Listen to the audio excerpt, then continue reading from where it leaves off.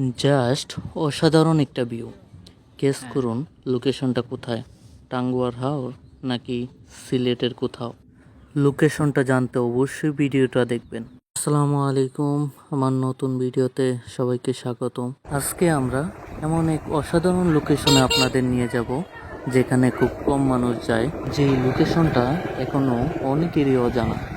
আমরা যাচ্ছি কলমাকান্দার রাজনগর ইজল বাগান ঘুরতে, যেটাকে নেত্রকোনার hidden one of the best ঘোরার জায়গা বলে আমি মনে করি। আমাদের আজকের যাত্রা সঙ্গী বাইক, যেটা গ্রামের প্রাকৃতিক অপূর্ব সৌন্দর্য দেখতে দেখতে আমরা স্পটে চলে যাব। দেখতে দেখতে আমরা লোকেশনের কাছে চলে এলাম, যেখান থেকে আমাদের নৌকা দিয়ে যেতে হবে। এর মধ্যেই একটা নৌকা নিয়ে নিলাম, যেটার মাঝি আমি নিজেই। নৌকা বাইতে বাইতে আমাদের মেইন লোকেশনে যেতে লাগলাম। এর মধ্যেই আমরা ছোট একটা হিজল বাগান পার হলাম, যেটা পিছন থেকে অপরূপ সুন্দর দেখা যাচ্ছে। পিছনের সৌন্দর্যটা দেখুন কত সুন্দর। অবশেষে আমরা আমাদের লোকেশনে চলে এলাম। দূর থেকে দেখেই মন প্রাণ জুড়িয়ে যাচ্ছে, এতক্ষণের কষ্ট সার্থক। এই জায়গাটা বর্ষাকালে একরকম থাকে, শীতকালে অন্যরকম থাকে। আমি এর আগে যতবার আসছি শীতে চলে এলাম হিজল বাগানে। ভিতরের সৌন্দর্যটা কতই সুন্দর, মাশাল্লাহ মাশাল্লাহ।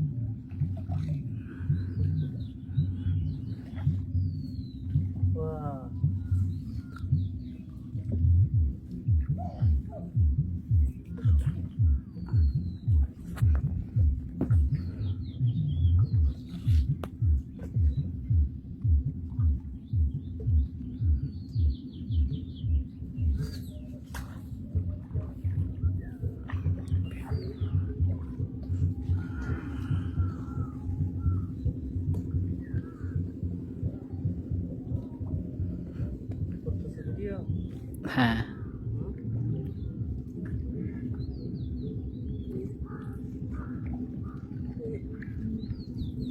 আমি কিন্তু কিছুই বলবো না, আপনারা শুধু প্রাকৃতিক সৌন্দর্যটা উপভোগ করুন আর দেখতে থাকুন কতই না সুন্দর।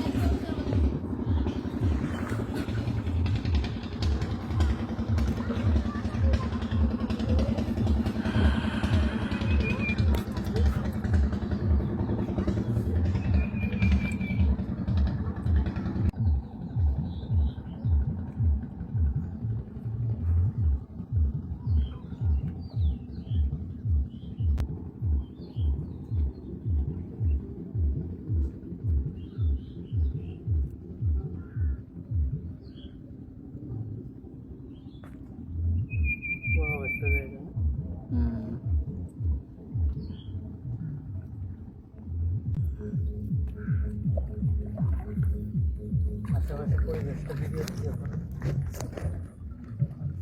মনোরম পরিবেশ।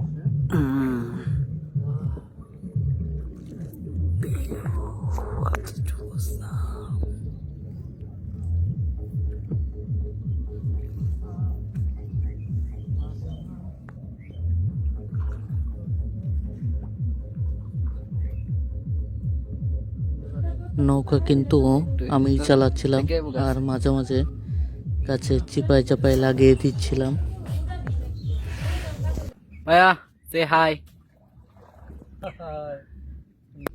বেলা প্রায় শেষ, এবার আমাদের ফেরার পালা।